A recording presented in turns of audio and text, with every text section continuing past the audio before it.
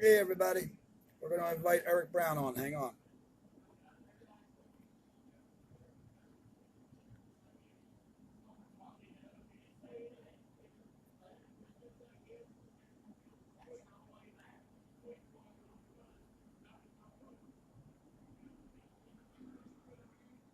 All right, everybody. We're waiting for Eric Brown to come on live, and we're going to talk to him. I'm John Hine from the South Florida Clean Water Movement. Eric, if you're watching, we're waiting for you.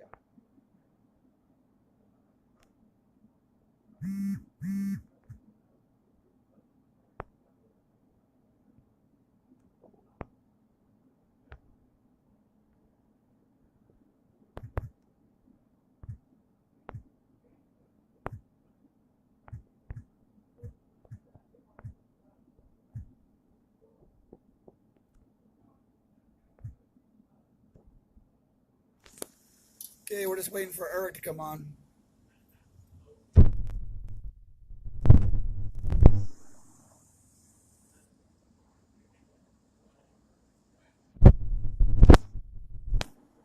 Come on, Eric. Where you at?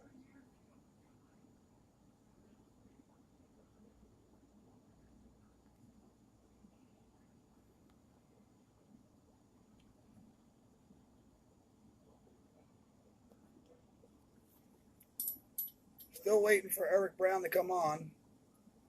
So everybody hang in there. I hope everybody's doing okay. Eric Brown, please get online.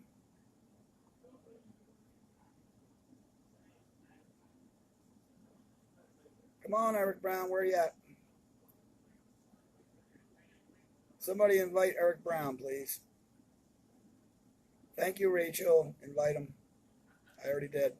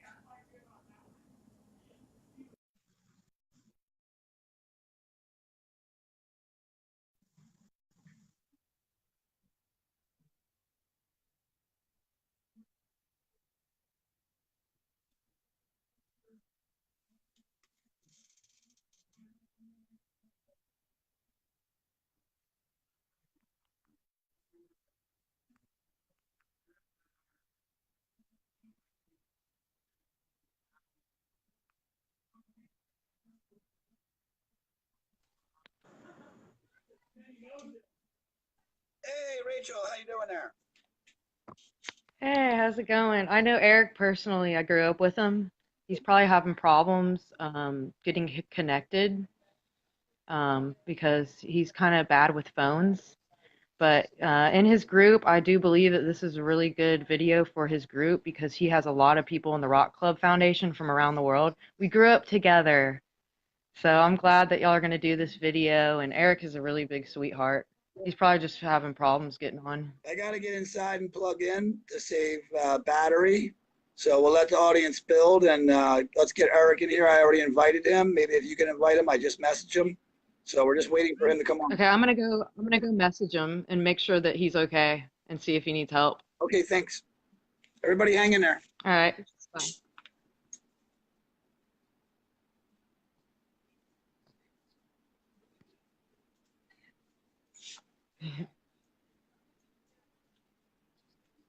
I'm waiting. Are you messaging? Are you messaging him? It says he. Yeah. I just got a message from him. It says he's looking.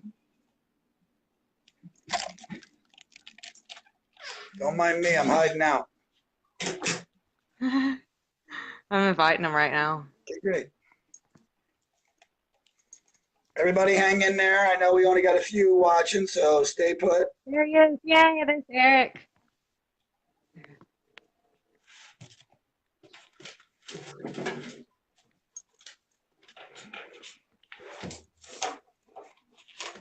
So I guess we can talk while we're waiting.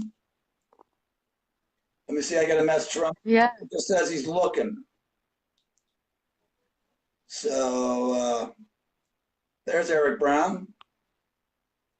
Yay. How do I get him to? He's probably having a problem figuring out how to get on to the video. I guess send him a request again to join the video.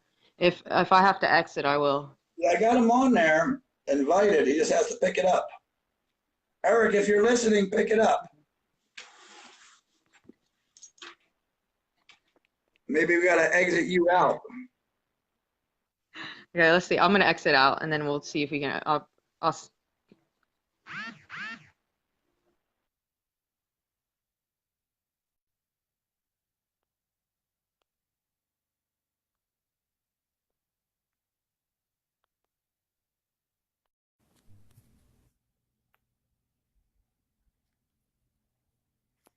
All right, John Hine for South Florida Clean Water Movement, waiting for Eric Brown to pick up so we can chat it up with y'all.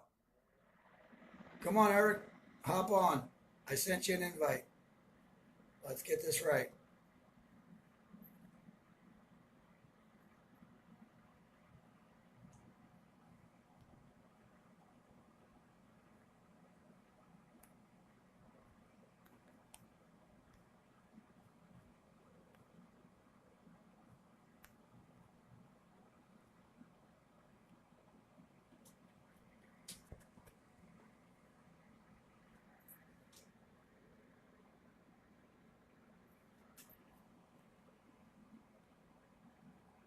Oh,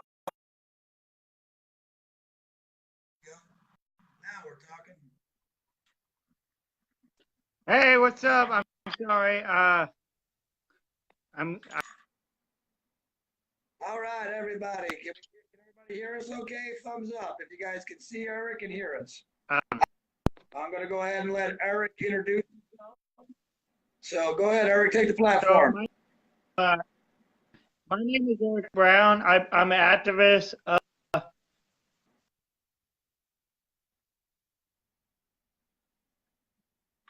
You're breaking up, Eric. Bad reception. Let me make sure I'm on Wi-Fi. You're breaking up. There you go.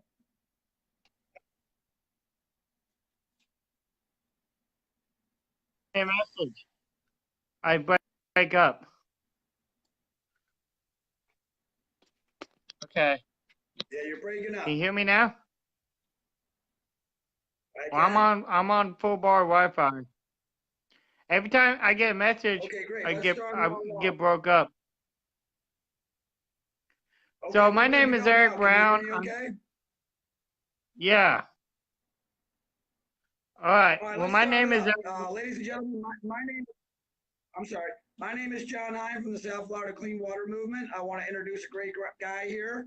We're going to go ahead and give him the handle. Go right ahead, Eric. Okay, thank you guys so much for having me on today's show. I'm be sharing this on my YouTube channel, Eric and Deer the Goat. I'm been an activist for over 10 years. I've been working for doing Earth Day festivals for about 7 years. I've been doing a bunch of different activist movement through what I call the Rock Club Foundation. Is a nonprofit organization where I use artists and dreamers and inspiring people to be artists and be dreamers and to stand up for what they believe in. And a lot of my members introduced me to what is going on in Florida, where I used to live, and up here and fighting for that as well. In Flint, now, right, and I'm about the different such as the idea of prohibition coming from manufacturers, because the oil company. Eric, I got to interrupt. You're breaking up again, buddy. You're breaking up. If you can get a stronger signal, you're breaking up.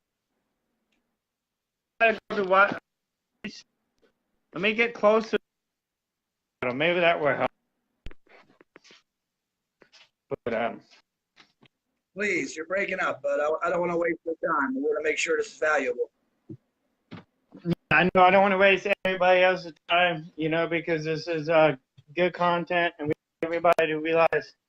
Can you hear me better now? Can you hear me Yeah, you better can now? start all over, Eric, so we can hear you from scratch. Very good. All right, Just start all over. my name is Eric Brown. I'm with the Rock Club Foundation. I've been traveling around America with my goat named Deer. His name is Deer the Goat. I got a YouTube page. I'm going to be sharing this live stream to my YouTube page later off after the stream. If you guys want to subscribe, I do a lot of different activism things throughout the country. My goal is to inspire people to be artists and to give back to the community and use art as a way to engage the community and bring the community together. And so I'm always inspiring people to do creative ways to give back to society, give back to the community in whatever way they can come up with, So I've been doing Earth Day festivals for almost 10 years. And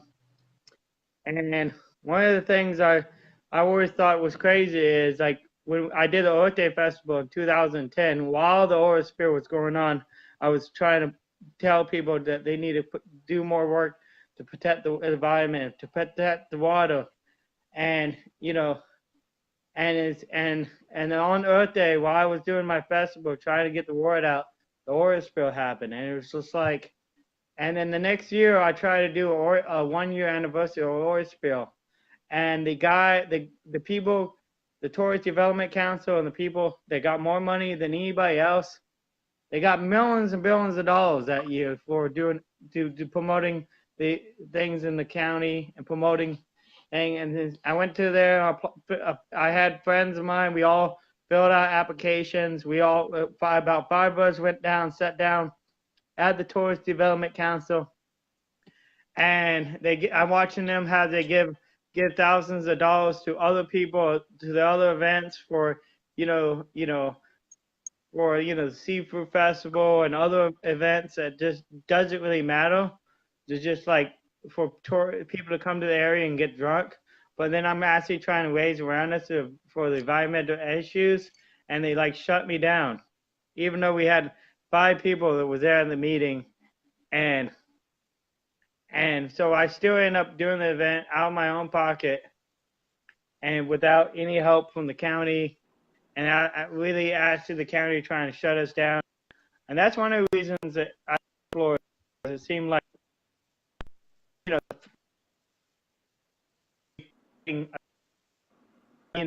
what I do in activism movement.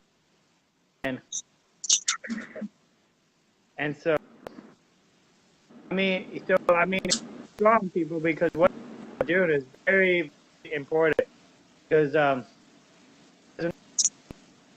are freedom fighters, you guys are inspiring people to get involved in the community and live out their dreams. And like, we need to take care of one another. We need to take care of our planet. We need to take care of our waters, because the water is almost 80% of the entire planet. The planet is covered in water. The water is what give us life. And it wasn't for the water, we wouldn't even have life on this planet. So, like, and I mean, it took me a lot. So, like, people need to realize that what we are doing to this planet, wake up. And a lot of people, we talked earlier, even though the live stream did not go through, we were talking about putting the end to the, pretty much put a prohibition on oil and chemical manufacturers and fertilizer companies. And what's really interesting about prohibiting these type of things is that anybody that doesn't really realize the history of prohibition is that prohibition was started by chemical manufacturers and oil companies, because oil companies realized if they did away with alcohol is the #1 fuel at that time. If they did away with alcohol, then they would have a monopoly on gas, on fuel for cars. So what they did is they got rid of alcohol as a fuel for vehicles, and made a monopoly. And then they also did away with hemp, has made a monopoly on chemical manufacturing. And by getting rid of hemp and alcohol, they basically made a monopoly and monopolized and made chemical manufacturing the monopoly that we all still rely on today. And so they're the one that started the prohibition. And so it's now we seem like we need to put prohibition back on them. You know, we need to have prohibition against petroleum, because the petroleum companies are the one that came up with the idea of prohibition, and that's how they Right. became in power. And Eric, if you could speak about your engagement and the BP oil spill and how you participated. So basically, during the BP oil spill, I don't mean being responsible. I mean for cleaning up. oh yeah, so I went and I helped volunteer at, cutting hair and creating breweries and doing all the things. I got, so after the oil spill, we went out and I cleaned up and I did work on the thing and cleaning up. The thing I want to do is bring awareness and an anniversary event to try around the water and to like the BP, the council completely. The guy, the one down actually yacht committed suicide, and that was interesting. The fact that he rather used the money for buying him a yacht than giving it to somebody like me that was trying to do something beneficial. You know? Yeah, I'm here, but you're breaking up a little bit. You're just breaking up a little bit. I'm really glad to get back in touch with some of the people in the community that is involved. I'm going to try to see what I can do here at the Rock Club Foundation to try to keep you guys' movement alive and going, because I realizing that you guys need a lot of help, because right now we believe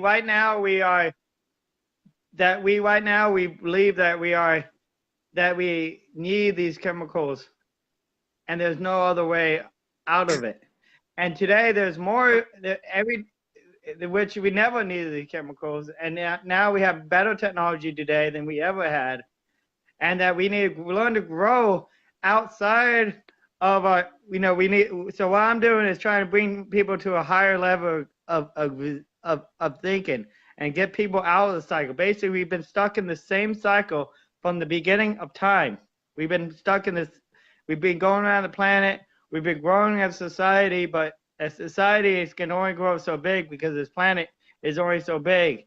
And that the planet, if we use resources that is only available on this planet, such as oil, then we are forever stuck on this planet. We need to figure out energy sources and way to produce energy that is going to be universal, depending on, don't matter where we go and where we end up. And we need to be able to go, because one day because really it's holding back society that we use the same type of fuel for 100 years, and we can't go beyond our technology that we have now because we stuck using something that we never should have been using in the first place. And we addicted and we stuck in using this resource that is not really beneficial to us in the first place. I built this thing called a gasification system, and basically what it is understanding that there's this carbon cycle that everything is a part of and on this planet, and this carbon cycle, and that what we're doing, we're pumping oil out of the ground, we're producing things, we're producing energy, producing carbon, and we're going back a lot of the air and the water and everything else, and the chemicals from that is going into the water and the air. And then we producing plastics, and we producing things, and we putting them back in the ground. And that's that's the carbon cycle being broken. We need to do the carbon cycle, things that we are putting, and we them, we realize, and we can have things that we're putting in the ground into energy, and we pairing the carbon and keep the cycle moving as a cycle, energy and resources, and that way we're not actually putting chemicals into the air, but and we actually getting rid of the putting the need to dump waste into the water and into the ground, raising the waste and rotating it as sustainable garbage, and we feel, but we not, because we put it out of the ground and the stuff we have and put it in the ground.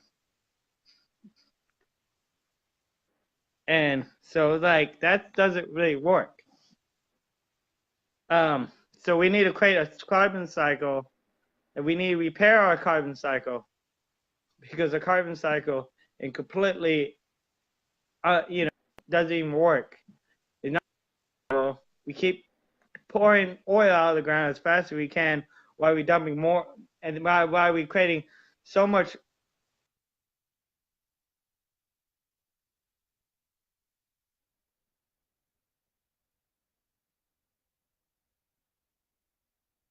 continent in the middle of the ocean.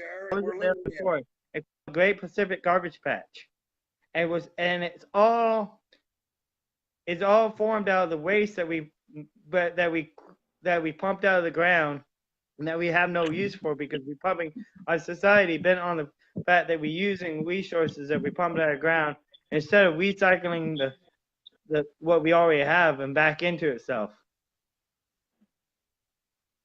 So, and then if we produce things using natural materials, then these natural materials are not containing chemicals and the plastics, we produce plastic naturally through natural processes, then they won't be able to contain chemicals that won't let it break down. So the whole process is that we need because we have the technology to get, the technology is there to stop pumping out of the ground and stop pumping and stop mining for fuel and stop pumping out of the ground. We need to get away from that positive thinking and realize that when we store the carbon cycle and using resources that we already have, and then maybe if we get past that, maybe we can start researching energy that we can use to actually create proportions to leave this planet, and to create like energy systems that we can use on a spacecraft that prepare us off this planet. The Curiosity rover that they have now is the size of a car. It's literally the size of a car, and they run on a battery that's been running for 22 years. They call it that runs non-stop for over 20 years. This battery been running in a vehicle the size of a car that goes for 20 years non-stop, that is on the Mars right now. Last 20 non-stop. But yeah, it's impossible to do.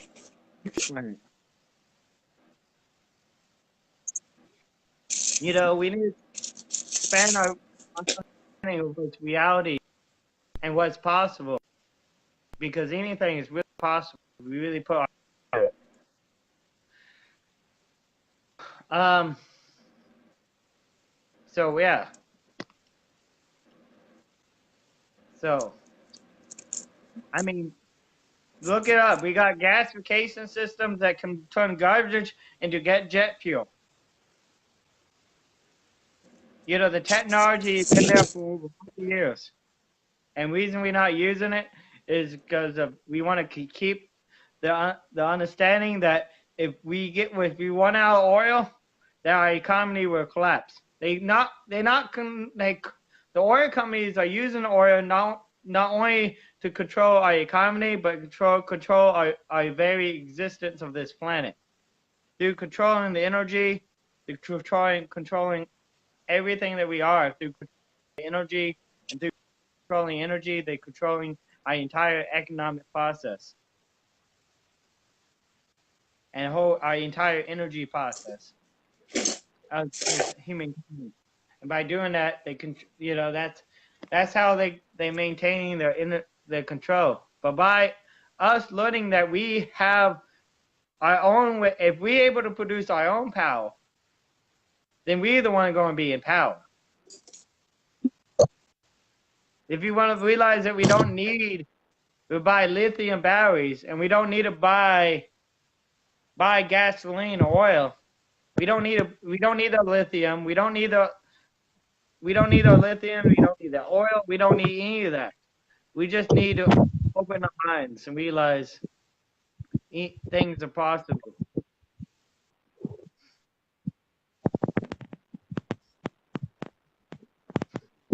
I mean, we can literally fuel our, you know, there's the technology out there. I mean, you know, what's really funny is as we mine lithium out of the ground, is one of the materials that we mine out of the ground is a radioactive material called thorite. Thor, you know, the name of a Thor. I think thorium is radioactive, and it could be used to make those batteries that last 20 years.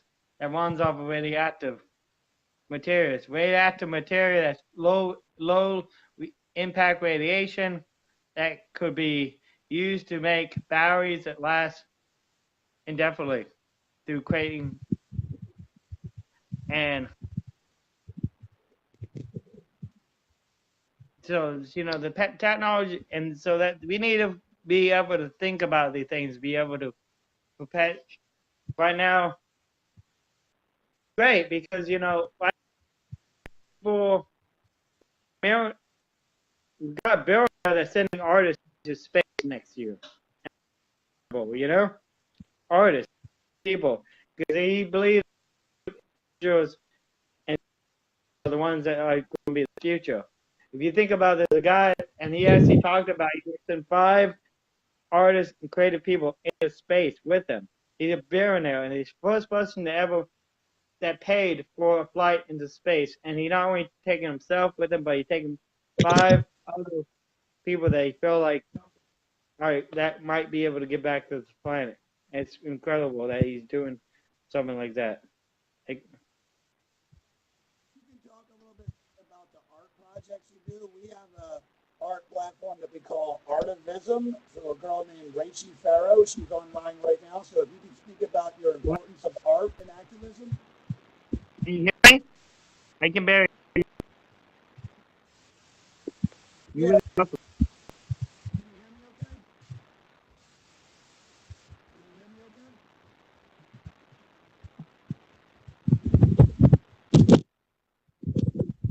Hello?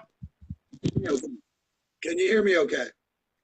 Yeah, now I can hear you. It was really muffled before. Now I can't see you, but I can hear you. There.